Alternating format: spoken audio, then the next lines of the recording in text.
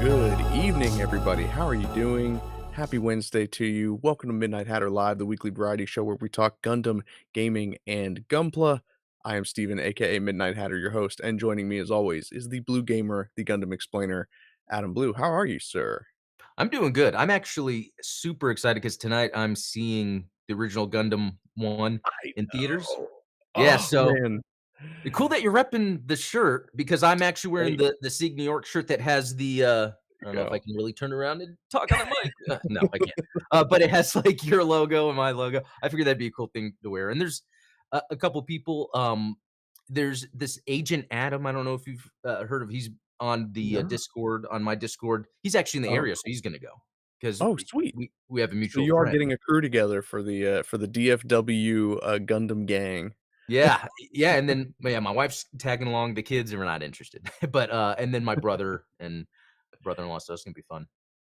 Nice, nice. Well, Yeah. yeah, I mean, I guess it's only fair because, I had the Gundam base, last month, so you get the, so you get the movie trilogy coming to Oh, you. yeah, I so that's kinda interesting how that worked out. Wait, so you yeah, don't even have any near you that's the playing? closest one is, like, 70 miles away.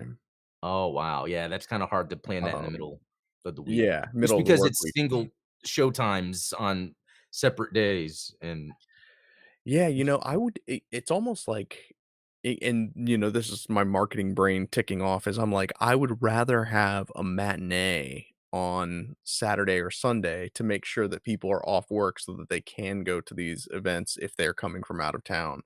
I remember you and I both follow, Gunpla Razi on, Instagram. He's fantastic builder, just finished his huge Kshatriya model, which looks fantastic. He made the 2-hour trip to the Atlanta, Gundam base, um, mobile tour, and he Oh, yeah. said, like he posted this scathing video that was just like, "Hey, I'm just gonna keep it honest with you, like, I'm really disappointed. Drove 2 hours to stand in line for 3 hours, and then, like, everything was sold out, there were no kits." It's like, That's you interesting know because then that corroborates what, a mutual of ours from the Gundam Explained Discord, and then you had a few things to say, about, things not being available, so what do you Yeah. think it could be they didn't expect this turnout? I think that that's true, and the only reason I think that that's the case is because halfway through the tour, it was probably about 3 or 4 days, maybe a week or so after the stop in my hometown that, Bandai Hobby US posted on Instagram that they were gonna make all of the products that were available during the Gundam Base Mobile Tour on P-Band like, they were gonna make them That's available on right. P-Bandai starting in November. So, if they had planned to do that from the beginning, I think they either would have announced it before the tour started or at the end of the tour because they probably wanted to capitalize on people actually showing up to the tour. But to announce Yeah. it in the middle of the tour Yeah, seems to yeah. indicate that that was a course correction. You know what I mean? Yeah, so hopefully that means, yeah, next year, the next time they do this, it'll be, yeah, like, that stuff will be kinda thought out, make it a lot more enjoyable. Because when I went to the Gundam base last year, the difference was it was inside an expo, like an actual expo that was Right. occurring, so it's a little different. Um, yeah. Huh, well, Yeah. So, I mean, I'm not gonna complain that, Bandai Sunrise are giving right, us good events, like, yeah. could they be better? Of course, but that's not to say that, like, they shouldn't do it at all, right? Yeah, because So it's neat to think how, like, this month, or, even last month, Gundam-based stuff, now the Gundam movie, and then Requiem for Vengeance, and then that Silver Phantom tomorrow. Can't wait for the VR thing. Like, yeah, there really is a lot of cool Gundam stuff dropping, and so I don't know how this is gonna be for everyone. I don't know if you know, but the Requiem for Vengeance kits are supposed to be released this month, but I don't know if that's like a in Japan and then eventually get here. right. It's like that's how I kind of felt about, like, the real grade, Oh, Gundam 2.0? 2.0. Is like, I thought that that was gonna be available at the Gundam base, but Oh. no. And so, Mm. it kind of I don't know.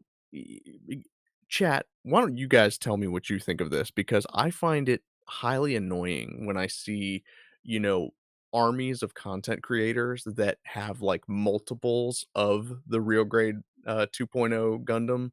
Like, when there's a big release like this that's planned out, it seems like they have shipped out, like, thousands of this kit, and they're because 'cause I'm seeing content of it everywhere. I've seen it Yeah. on Twitter, I see it on Instagram, I see YouTube videos about the real grade, and yet, as far as I know, like, most people have not got it yet.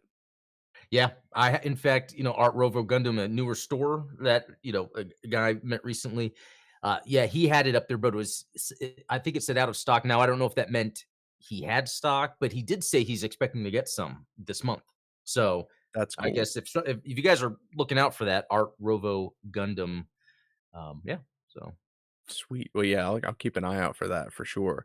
So, yeah, yeah, I mean, and it could be a distribution issue. Obviously, yeah, there's real world things that are going on right now that are preventing merchandise and materials from getting to the interior of the country. So, that's well, at true. least if you're in the U.S., this wouldn't affect you guys overseas or what have Right. you. But you know, distribution's a tricky thing. I don't claim to be an expert. Yeah, and I feel it's been interesting recently. So let me show you an example. Here is a action figure of the Wolverine from the new, Wolverine movie. What's Oh yeah, interesting is this is just a random it's official. It's an official, just random Chinese manufacturer. This isn't Hasbro. It isn't SH Figure Arts. It's just a smaller yeah, company that makes stuff. But what's cool is it was on Amazon for sale, even though it wasn't Prime or anything. But it's very interesting to see how, like, I think in China, and this is like with the retro handhelds and third-party model kits, these companies are able to then make their own and really get them to people. And it's almost like, well, I yeah, can't get this; it's not available. I'll just get this version. It's official. yeah. It's very interesting. Yeah, and I think it used to be that way where you didn't have this kind of singular entity dominance. Like, Hasbro was not always this Goliath that kind of had all of the IPs under their umbrella. Right. It used to be that there were lots of smaller manufacturers that were competing for those IPs. And, it was just like whoever's got the best distribution network, whoever can get it out the fastest for the cheapest, like they're the ones that are going to get the contract. Um, and, as some of the big, I always think of that, one line from Toy Story where, they're asking Buzz Lightyear where he was made, and, he doesn't know because he doesn't Oh realize yeah. he's a toy, and and the dinosaur Rex is like, "Oh, well, I'm from Mattel." He's like, "Well, not actually from Mattel. I'm actually made from a smaller company that was purchased in a leveraged buyout." And it's That's like that was good. You know what's interesting about that is I think that has sort of been changing because, for instance, Hasbro has been licensing the Power Rangers to other companies, like Super Yes. 7, Playmates recently, and I just found out, like, Joy Toy is a brand I've gotten into recently. They do, like, the Space Marine, Warhammer. Yeah. They're actually coming out with 1/18th scale GI Joes that are fully articulated. Well, there you go. So that's interesting. Hasbro's doing the 6-inch. They decide, even though they started with the, 1/18th, and now another company. So I Has wonder kinda if it filled has in to. that gap. Yeah, so there's a bunch of that where it's like maybe these companies are realizing it's hard to maximize, so you have to license out. Like, it would be cool if there was other companies making Gundam action figures, because it's really, GMG is, that's always, Yeah, which is Band Presto or Mega House, which has yeah. worked with Bandai for a long time, but Right. Because, like, if I mean, the launch decks yeah, are all Mega House, right? So, clearly there's, a precedent about possibility for that. So yeah. is it that Gundam brand's not that interesting for other companies to try to make stuff, or is it that maybe it's hard to do, to have that relationship with Bandai, you know? That's a good 'Cause question. it would be cool to see other companies tackle making a Gundam action figure, whether that's the Yeah. characters themselves or maybe scaled robots. And I could We see maybe where they don't wanna do that with model kits, because I think right, in they a want to way Bandai kinda control that. owns that sort of experience, and I get that. But, come to think of it, it's like that's where, you identify the gaps in what's missing and then kind of fill those gaps, and that's what kind of saved Gundam, right? Like, Gundam was Yeah, canceled because the toy sales were low, but they didn't have anybody manufacturing model kits, and so it was just like the small model kit builder was like, "Well, hey, if you don't have anybody licensing the IP for this, I can do this small component of it." Isn't that Um, funny? Because it's like Star Wars got popular because of that too. yeah, Like, I mean, it was popular anyway with the toys. It was like the biggest time, like the merchandise. It's really cool. right, exactly. Good old, yogurt from, Spaceballs. Oh, Merchandising. Um, which apparently but they're making a sequel. oh, man, I not mean, of another one. course, but what if it's actually good? Right, that could Mel that's Brooks is still around, right?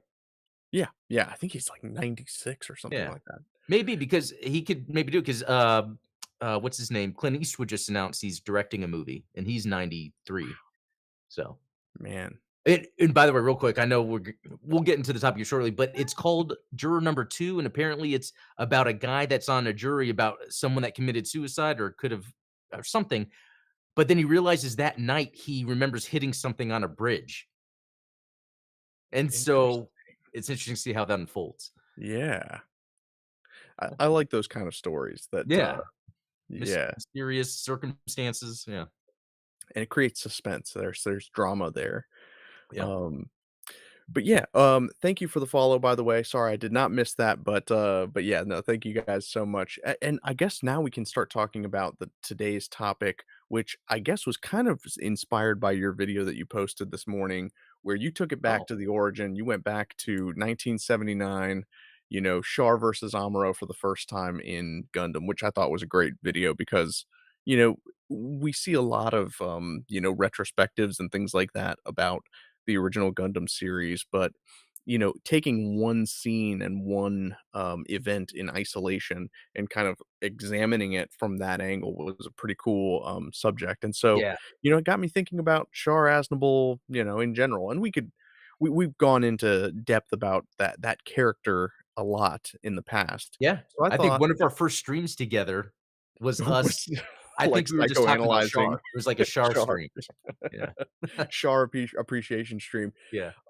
And I mean, with good reason. Obviously, super complicated character, Yeah. lots of emotional and uh, just lots of baggage to unpack when it comes to Char, aka Casval, aka Edward, aka Yeah. Quattro. However many names he's got. But the one thing that I think, we talk about like the trope of Char clones, but, like, what really makes a good Char clone versus what, they just put a mask on him and say, "Hey, it's like, that's the guy," right? So I thought that this would be an interesting, sort of exercise to kind of go through some of the more popular or more recent Char clones and really explore how well they nail the trope, or if maybe they're just Trying too hard. trying too hard. Well said. That's that is definitely how I would look at it. Um, and so let me go ahead and hop into a screen share view here because I do have obviously the wiki up here so that we can really dial in some of the things to look out for. So when you think of Char Aznable, um, visually, obviously the mask. Yeah. That's the big thing. Hmm. But as far as characterization goes, what do you think are like the traits and the sort of characteristics about Char Aznable that define what makes the Char clone? What about this? Likable. Likable? Because I Okay. do think that's something about Char. It almost looks like someone that I want to like me. I wanna hang out with him. Yeah, there's almost like a cult of personality around him, Yeah. where there he could be a cult leader with that charisma that he's Yeah, got. charisma. Exactly. Um, I like that. Obviously, there's the dual identities, if not more. Right. There's the given name, and then there's the name that they assume. So they're hiding something about their identity. Um, then there has to be some form of betrayal. Maybe there's some duplicitous nature to the character where it's like um, they're part of one faction, but they're secretly working against that faction. Right. Where it's like they excel in the part of the machine that they belong to. But within that, I guess maybe they're there because there is a kind of a greater purpose. Yeah. Yeah. Yeah, there's definitely something, ulterior motive, Yeah, that's the phrase yeah. that I'm looking for. Um, so yeah, now I'm gonna take it over to chat here. By the way, love to see all the, familiar names in chat. We've got Pyro, we've got Rogue, we've got Jamcalex, Heck Ultronimus, yeah. I saw a Zeonic Shadow in there. Dan, good to see you all. Thank you for tuning in at this unusual hour for the show, but hopefully you guys are kind of down for the evening broadcast. Maybe catch it Yeah, before dinner, right? yeah, this is a good time, I think. So here's a message here from Rogue New Type. The coolest Char clone is Zex. And yes, I agree with that 100%. And I think on the surface, he is the most like Char Aznable. He wears red. He's Yeah, got the Lightning Baron is his code name, which is similar to Red Comet. The yeah. mask is similar. He has a younger sister that is in the opposing faction that he's fighting against. So, like, on paper, everything about Zex is as close to Char as you can get. But I'm gonna argue, this is my, uh, this is the, maybe it's a half-baked idea, but it's an idea that I wanna present to you guys, is that even though superficially Zex is the most like Char, I think that he falls short of being the best Char clone for one very important reason, is that he does not have a fully culminated revenge arc the way that Char Aznable does. I was about to say that. I think the thing is I don't remember exactly in Wing, but it seemed almost like he was going down that path, but then almost kinda just became, uh I don't know how to explain it. Yeah, I guess just unfulfilled in that way, but there were so many characters in Wing that almost took those aspects, especially just considering the group of Wing dudes, how they even had their own conflict. So, yeah. Yes. And it was tough. I think that with Gundam Wing and, I am a big Gundam Wing apologist. I think that it gets unfairly maligned, in current year because it's kinda cool to do that. It's kinda like dunking on something that you were a fan of when you were a kid. Say hi, Sammy. Lovely. I hope my cat comes to make a appearance. But no, good point. And I will say from and I brought this up recently where I only watched Wing recently and really didn't like it. But then over time, there's this nostalgia about it where I love that campiness, especially in contrast to how much I'm watching UC stuff. It's like this is kind of a fun take on UC. Yeah. Yeah, definitely. And, I think is it, did Jamcalex drop that here in the chat? So, I'm glad that you mentioned that because, when it comes to Zex in particular, they basically he says that they just switched his Zeta and Char's counterattack character arcs, which I think is entirely the case. Is like, Yeah, Zex is like if you it's like speed running Char Aznable, right? yeah, yeah, Um, but to that end, like, you don't feel that same sense of culmination in the revenge arc because, who is it that Zex is trying to get revenge on? They don't yeah, actually say that his family was killed by it's like, "Oh, yeah. Oz," like, vaguely Oz killed his family, but do they get into and this is why I kind of have the wiki out is like, "Okay, well, let's see." Was it Trace Kushrenada who killed Zex's father? And if so, why is it that Wu Fei gets to pull the trigger on Trace Kushrenada, you know? Yeah, Um, so okay, so yeah, both from what you just said, Jim Kellogg, it's almost like it's less personal in a way, yeah, would you say? Like, it seemed to be very personal with Char almost and you could say it's because of the Zabi family, but almost just Amuro in general. It's almost like Amuro, just his existence kinda supplanted the Zabi family, yeah. you know? It gave, Char something to project onto Oh, is, yeah, you yeah. know, in that meantime between the time that he, arranged for Garma's death and then at the end of the series when he kills Cassilia, there's this gap of time where Char's kind of at least his revenge arc takes sort of a backseat to that idealism. Whereas with Zex, I feel like that revenge arc never, maybe there's a little bit of it towards the beginning, but then he's all idealism from then on out. Like there's no There's no Yeah. villain that Milliardo Peacecraft is trying to kill by the end of the show, whereas I don't think that that ever went away for Char until he killed, Cassilia Zabi. Yeah. Yeah, that's a good point. And so to that end, I was like, well, which Char clones do have a revenge arc to them, right? Um, I And I guess guess one thumbnail might be the, answer, but we'll see. yeah, I mean, well, before we, you can sue me for burying the lead on this one. Ooh, Um, this is a good one. so Kurozo Rona, aka Iron Mask. I know you're gonna love this one because this is Yeah. F91, kind of a memeable bad guy. He's just like I think you put it perfectly. Is he's just such a loser. Yeah. It's a very interesting take on it back. He's not likable. It's not like, "Oh, what a badass." It's almost like, "Oh, I can't wait for them to take out this loser that's just kinda, like, messing everything up." And so, okay, so that violates the first rule that we Oh, established for yeah. Char clones, right? He's not charismatic, and Yep. he doesn't have, like, a cool personality. In fact, he is so unlikable that his wife leaves him for someone else. Yeah. When it's usually the opposite for these types of characters, where they're juggling, different relationships.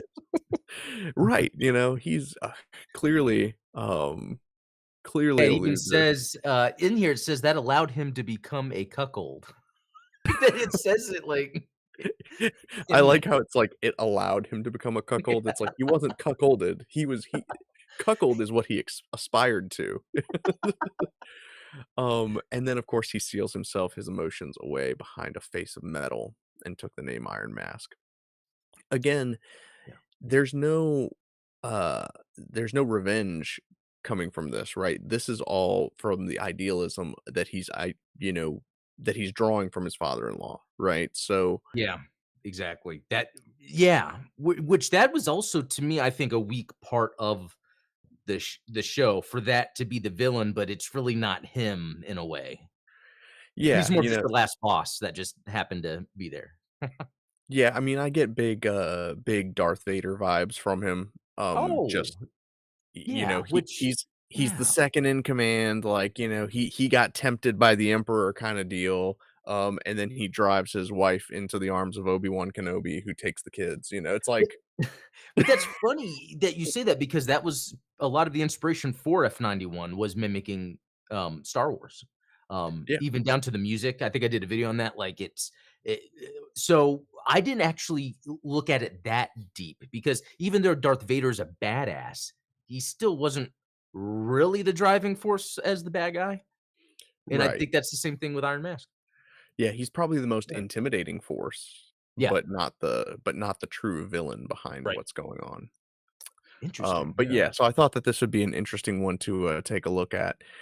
Honorable mention and shout out to Alter for this one because I did not make this connection right away, but there is what I would call not a Char clone, but a Quattro clone in Harry Oh, Ord from Turn A Gundam.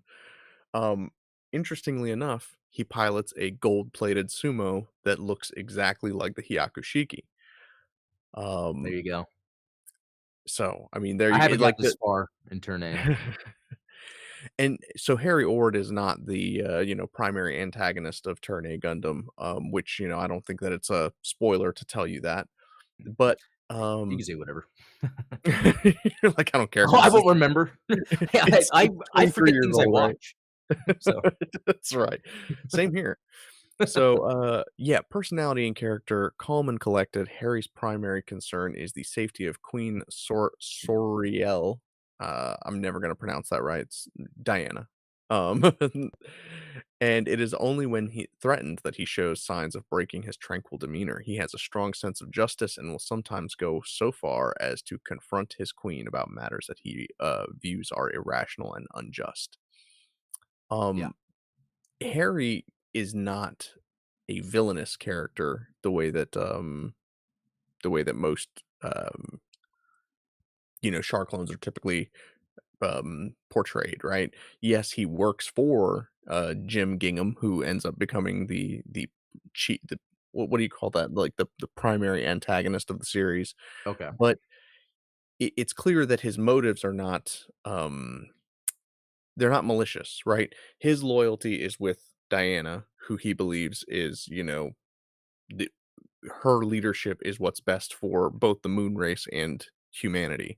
Yeah. So in a similar fashion, Quattro Bagina is that kind of good guy version of Char, where it's like his allegiance is not necessarily it's not even necessarily to the AU, it's to that Right. ideal that and so Yeah. that's where, you get that scene in Zeta Gundam where he gets almost, like, viscerally offended at the fact that Haman is manipulating Mineva, Yeah. because there's that same, like, kind of notion that, like, well, Mineva could indeed be that, like, just leader because obviously Space Noid, yes, she's a member of the Zabi family, but she does not have um, the same air of superiority that the rest of the Zabi family has, and so she could evolve into being that just leader the way that, Diana Soriel is. So, Yeah. an Yeah, that's interesting, I call this the honorable mention Char Clone but because it's that a Quattro clone. reminded me, what was something oh, yeah, Atherin Zal yeah, in that's right, in Destiny, I would ma Atherin is more like Quattro at that point. Yes. Yeah. There's a I lot mean of yeah, yeah, there's a lot of, comparisons from Atherin to Char for sure. yeah, that's pretty yeah, yeah, 'cause that interesting, another reason why I think I like Destiny is it had a lot of Zeta vibes. Um, Yeah. See, people don't get that. They're like, "Oh, Destiny sucks," and, yeah. Okay, so in the thumbnail, I also mentioned, Rao Lacrusette, Oh, Rao, Crescent. yeah, I see it, don't say it. It's one of those, Right. Obviously, this one is another one that bears, striking resemblance to Char Aznable. In fact, it almost looks like, if you took Quattro and just put the bottom part of Char's mask, yeah, right? yeah. Um, now this is an interesting one to me because like and maybe refresh my memory about Rao. At first glance, appears to be a calculating strategist, capable of predicting enemy opponents' moves. Yeah. However, Yeah, below this calm exterior lies the persona of a nihilistic, omnicidal maniac. Wow. omnicidal. I've never heard that Omni- term before. Does that mean equally killing everyone? yeah, I guess so. Okay. I don't know how that works. Yeah, equal But distribution of deaths. isn't this where okay, it says he's a clone, Yes. which is interesting, but isn't he somehow or I could be wrong, like Mula Flaga, like, is a clone of him or something also? Yes, I believe he's the clone of Mulaflaga. Oh, okay, okay, that's what it was, okay. Yeah.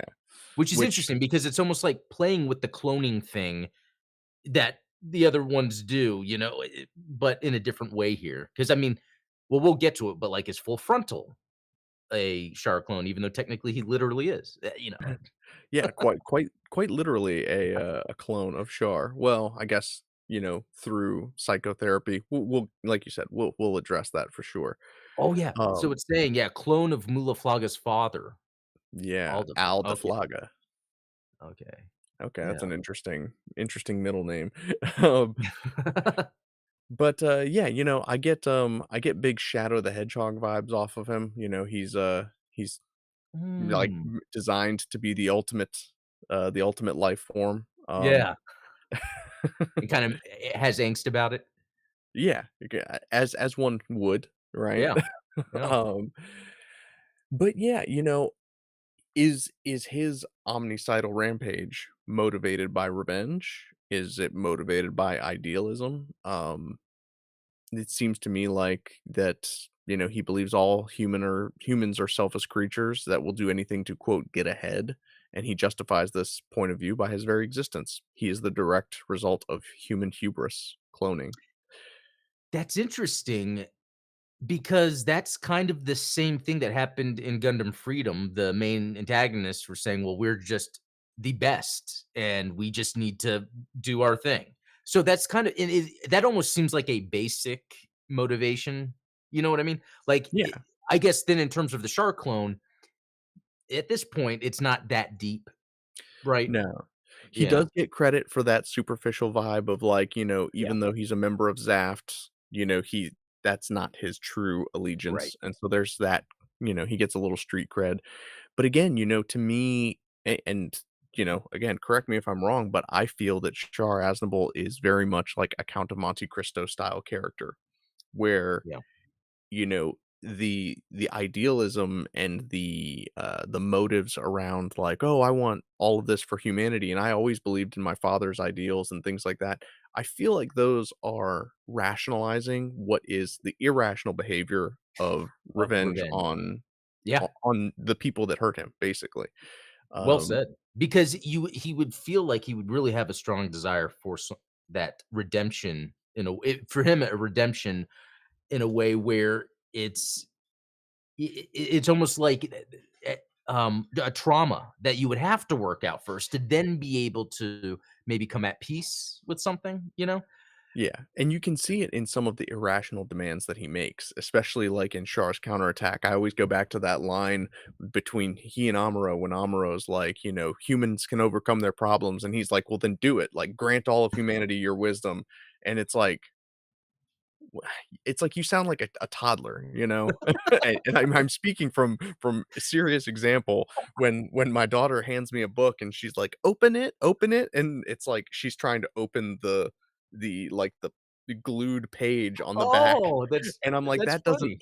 that doesn't open, baby, that's the last page, it doesn't open anymore," and she's like, "Open it," That's pretty you cool, know, actually. You could that see her in the future, like, making books that don't have anything glued to the back, that it's an actual hidden page you open and has something in it.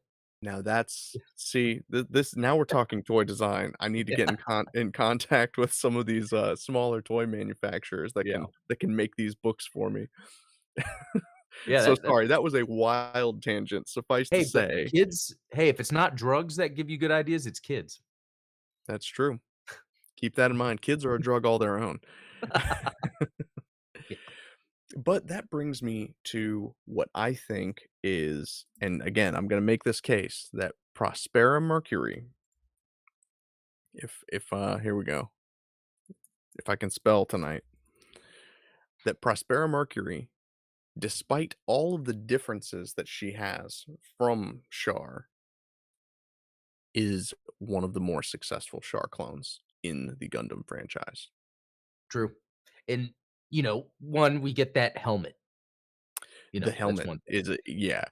And Um, I was gonna say, and her charisma, kinda as a mother, how it was almost, like, creepy, or sometimes moms could be like that, where the way they talk to you is, like this, and then you're like, "Oh, okay," and then it's like, "Well, what's really going on?"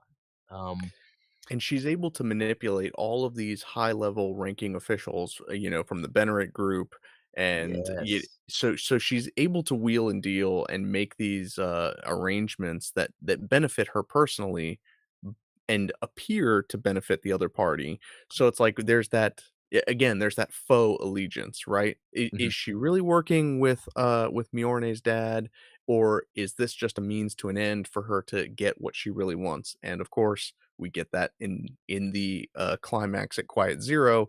Nobody wants what she wants. She wants like Yeah, everyone dead so that she can have her daughter, which again, the revenge.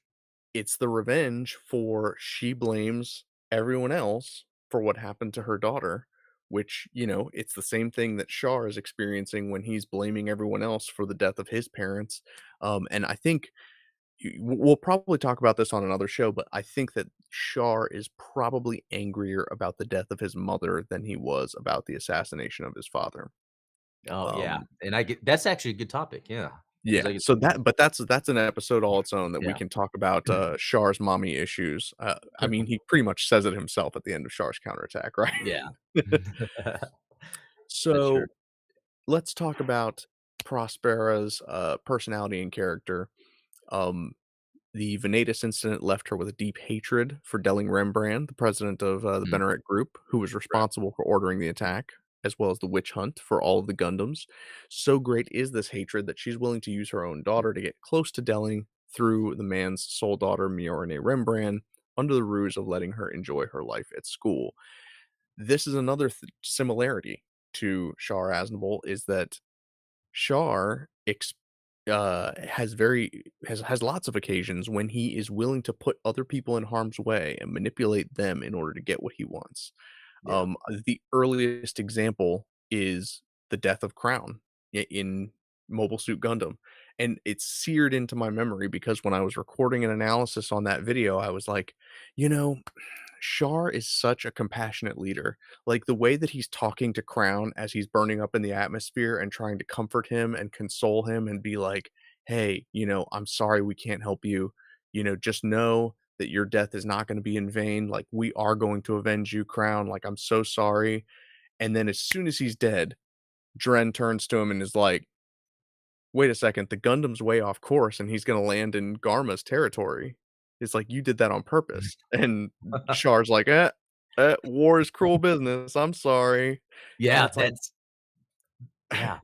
And it it's the charming, charismatic way they go about it that you sometimes don't really think, that, "Oh, no," and yeah, yeah. that's a good one. And so when you compare that to, like, Prospera, even everything down to just the way that she's coached, Suletta, where it's, "Oh, well, go forward, gain 2, retreat, you only gain 1," right?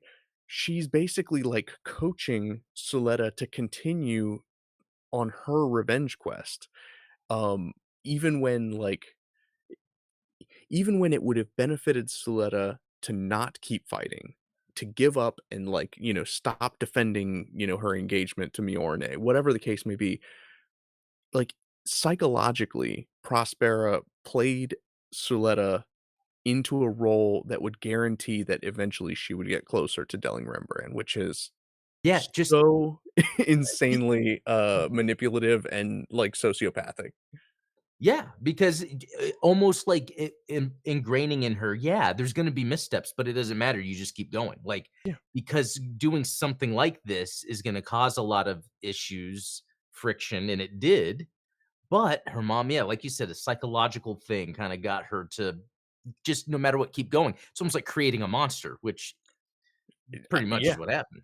Right, yeah, that's, like, why the Calibarn exists Yeah. and why Suletta ends up piloting it is because and it's funny that a lot of the things that I find, and this is just a personal taste thing, it's like a lot of the things that I find, obnoxious about Suletta were coached into her by her mother, right? Like this Yeah. constant need for approval and like, she's like constantly apologizing and like, "Oh no, I don't want to upset somebody," and like, "Oh, I just need to have Mjolnir's approval at all times." Like this it's people pleasing, but there's a word for it that I'm looking for. Is it codependence?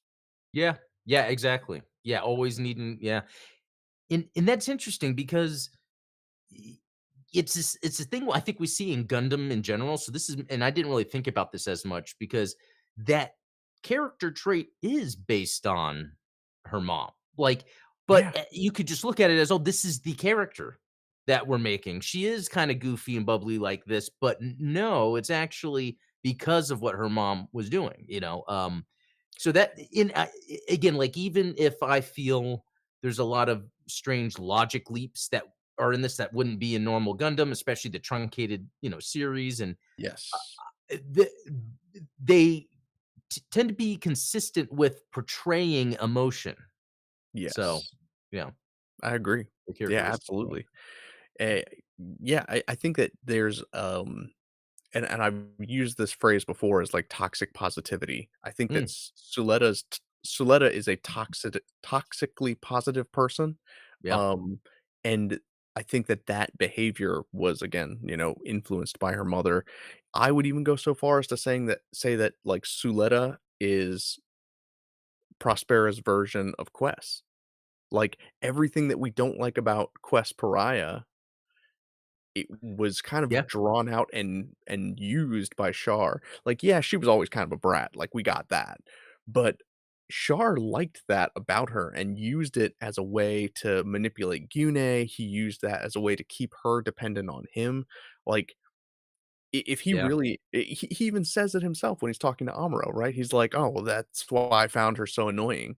Is like, "Yeah, because you made her that way. You basically created this positive feedback loop where whenever she was doting on you and like looking up to you and idolizing you, you rewarded her for it. It was like, "Oh, here, have a mobile suit. Here, like." Yeah, and even making use of the mobile armor, is it the Alpha Zero? Yeah, It's like it's almost like at that point, they needed someone that would be capable, and he pushed her so far knowing that, she would be capable. yeah, Um, and knowing that she would be loyal to him is yeah. like. Yes, yeah, the loyalty part too, yeah. So, Um, yeah, I mean, that's kind of where I land when it comes to, Prospera and Char, despite, yeah, like I said, superficial differences. One's a male, one's a female, one yeah. lost their parents, the other one lost their child. There's a lot of superficial differences, but I think the motivations and the methods in particular are Ours. almost identical, like the gaslighting, Well, everything about them. one thing, and this is my main complaint, I think, with Witch for Mercury too, is the resolution. Like, what happens let's Yeah. look at what happens to Shar versus what happens to Prospera, Oh, where I'm glad you brought this up. This is okay. a very good point. Yeah, because it's like, Shar, it's very interesting. It's almost like he almost got what he wanted in the end. If you but the means was different. Like, you know what I mean? Like, Yeah, where people came together, and then he died in losing to Amuro. He dies losing to Amuro. Um, but then Prospera, it's almost like everything ends and they're like, "Well, you can go live your life." It's like, "What? Wait. How is this ending?"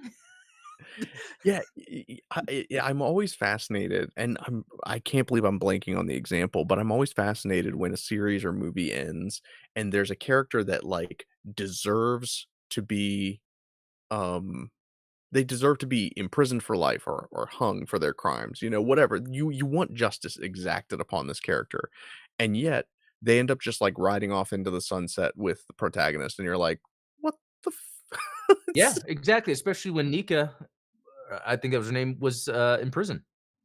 yeah, And all she was coerced. She was forced to have to be the middleman to exchange information.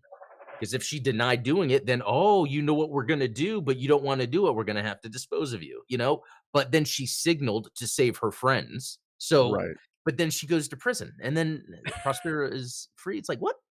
Yeah, Go get it. and I mean, shoot, even Shadiq being locked up, after everything happened is like, well, his motivations were only in response to what was going on around him. It wasn't like, Exactly. uh, Yeah, it's so then that's where that logic part I was talking about. So, yeah, the yeah, show, the logic, sometimes it makes sense, but you've brought up things I didn't think about. The way the characterizations, they're deep, they're meaningful, everything has a purpose, and I never really connected, parts of Soleda's personality I connected, but you kinda helped open that a little more, and it makes me actually appreciate it more.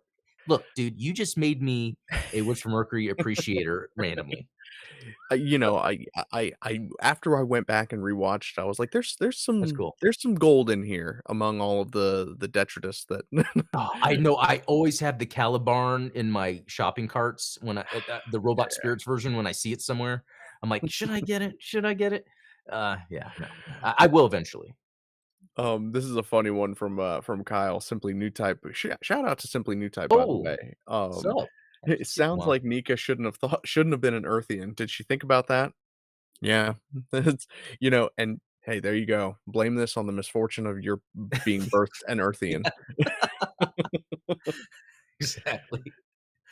So, oh, and here we go. Jam Calix says this, Prospera was permanently crippled and she was under house arrest of sorts, which I mean, there's definitely Technology that could allow, and I guess that was the point of the yeah. Gundam technology anyway. Imagine, like, Yeah. instead of her having, like an anklet like they do for people under house arrest, they just build it into her arm. Yeah, which but no, but She's low jacked.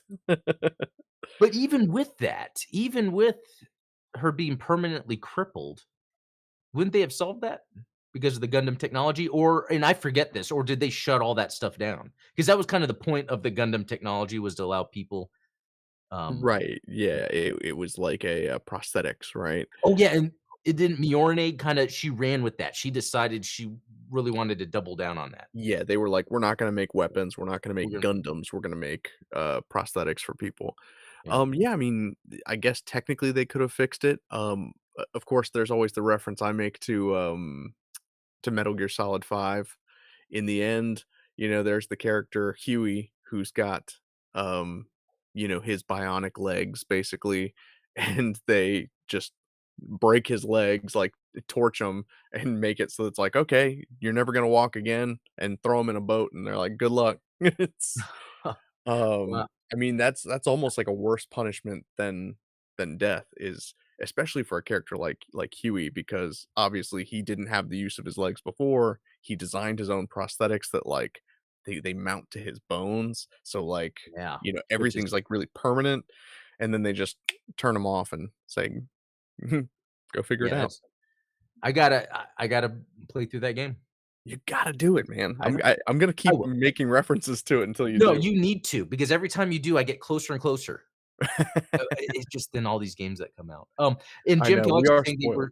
they were starting over with Gunditech, so that might be something else that could not that I need it, but I wouldn't mind, like, if they did a sequel and maybe explored some of those loose ends.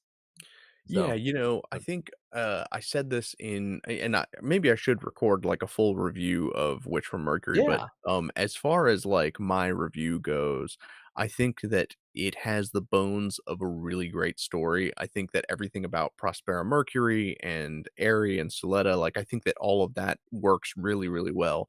The things that I think fall short are the sort of juxtaposition between the corporate, storyline and In the the school. school Yeah. storyline. I think that there's, like, They should've I just think you leaned into one. right, you made the point it perfectly as it's a giant leap of logic. A Yeah. lot of it, the corporate storyline is written with, like, a middle schooler's, concept of how the stock market works, like, Yeah, I know, I kept thinking it was gonna get deeper and deeper, and it didn't. So I'm like, "Oh, so it's just surf okay." And then the school exactly. stuff too, it's like, "Oh, well, I kinda enjoy these characters and oh, they're not anymore. Okay."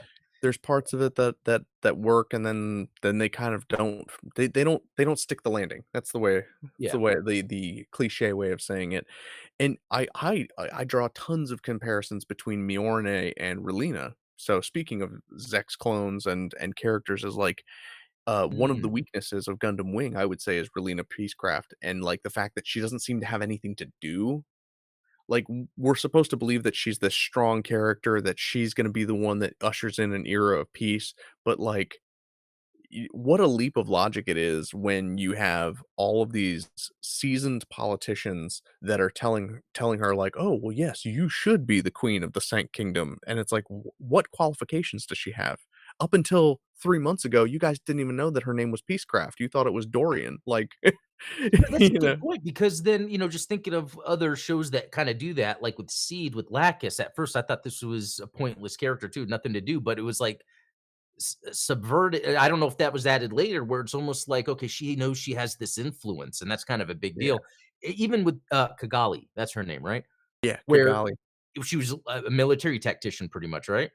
Yeah. So, So yeah, I that think that Kigali and, credit where it's due. This is one of the things that Seed does well that other Gundam series don't do well is like Kigali and Lacus being or Lacus if you are all if you're a yeah, cultured individual like this. No, no, Lacus and Kigali are characters that really live up to their potential, and it's inspired by like Macross, right? And like the whole idea of like these idols that you don't think that they should have influence, but they do. You know, in real life, maybe Taylor Swift would be, yes. inspiring inspiring the Well, troops. yeah, because didn't, and not to get into politics. Like, this is not to get into politics, but this is actually just the optics of it, how, Taylor Swift doesn't she like support Kamala Waltz or whatever? Which is Yeah. interesting. When I see that, it makes me think Macross or Gundam. It's like, oh, this is when the government probably paid her a whole lot of money to say this. Why just say it? you Look at know? that, Yeah. Gundam predicts the future again. No, I 100% agree with that, for sure. That's interesting, and I don't know if this is the case, but, I think it seemed like Macross was the first to kinda utilize the idea of, like, a pop star, but then kind of entangled into all this, and I think, like, Destiny or whatever really doubled down, even Freedom. Oh, yeah. But was that something that might have really Evita from Argentina, the, wife of Oh, yeah. yeah, where everyone loved her or whatever, but I don't know if Mhm. that's necessarily the same thing, but maybe that inspired that Yeah. story. I mean, I think that you have a couple of examples from history. Marilyn Monroe is another, like, Oh, figure that yeah. was used politically for g and but, Interesting. I think that there's always been sort of this unspoken but really obvious relationship between entertainment and politics that I think maybe Macross wasn't the first to do it, but they were definitely the most overt about using a pop star in that method. Yeah. But yeah, like you said, I think Seed doubles down on it. Ultronymous here in chat says, "Never forget that it was a whole plot point that they used Mir Campbell to ride Lacus's Yeah. coattails," which 'Cause they knew they were gonna lose, and so think of that like, what if Taylor Swift is a clone? A robot. maybe. Um, but yeah, to that end, like I said, to me, it's the same thing where you look at a character like Mjolnir, and the story is telling you that Mjolnir is a strong character, that she's capable, that she's smart, she's all of these things. But then it's like, you mean to tell me that we're just going to hand over a company to a 17-year-old girl and then expect her to run it, and then it's like, oh well, the shareholders aren't going to like that you're not engaged to Shadiq anymore, and it's like the shareholders are gonna be mad that they don't have a product, that all they That's have a are very good social point. media Yeah. ads of, the Gundam Aerial. Like, "Look at what the Aerial can do," and it's like, "Okay, that's cool and all, but, like, you're a prosthetics company. Why don't you have prosthetics?" Yeah, it's Like like at the end of the day, that whole follow the money thing, yeah, and it's like if you follow the money, sometimes it doesn't make sense, more cultural, uh, like the marriage thing and the engagement thing. Yeah, that's for sure. yeah. Well, we are almost at time, but I promised we would look at Full Frontal because obviously Oh, yeah. being the most, Literal of yeah, the most direct of Char clones. Well, I suppose you could make the, case for a Franche Char or a French Char from Gaia Gear, but, you Oh, know, yeah, that's true. I think that there's probably even fewer similarities between him and Char uh, That'll than be some another of the others video. that we've covered. Yeah. That'll be another live stream. We'll definitely come back to this topic, I'm sure. Um, so yeah, obviously, again, Full Frontal is basically Char, voiced by the same voice actor who did Char. Like, there's Yeah, everything. it's, like, completely idealist because he's programmed that way, to the point to where I think at no point you see emotion or personality get in the way of the ideals. Where with Shar Aznable, you kinda see him kinda like you were saying, he's almost hiding his motivation through different things happening to him. I think in much the same way that we were talking about, like, politicians and bureaucracy using idols, I Oh, think that Full yeah. Frontal is the result of that type of meddling, is like I think that the sleeves that Xeon when they created this, psychic clone of Char, what they were trying to do is like, we want everything about Char except for the part that makes him who he is. Like, we want the figurehead, we want the guy that can be a charismatic leader, we want him to be cool, we want him to have everything that Char has, except for all of the emotional baggage that makes him unpredictable and makes him uncontrollable. And that's what they got is like, Yeah.